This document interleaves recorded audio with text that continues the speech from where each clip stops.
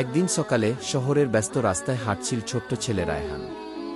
তার হাতে ছিল একটি কাগজে মোড়ানো গরম রুটি, মা তার জন্য বানিয়ে দিয়েছিল স্কুলে যাওয়ার পথে খাওয়ার জন্য। রায়হান স্কুলে যাওয়ার সময় রাস্তার মোড়ে একটি বৃদ্ধ ভিক্ষুককে দেখল। তিনি খুব ক্লান্ত ও ক্ষুধার্ত দেখাচ্ছিলেন। তার চোখে ছিল একরাশ আশা, যেন তিনি কাউকে খুঁজছিলেন যে একটু দয়া করবে।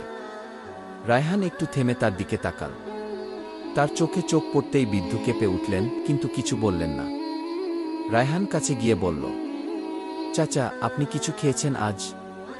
বৃদ্ধ শান্ত কণ্ঠে বললেন, না বাবাজি, সকাল থেকে কিছু জোটেনি গি।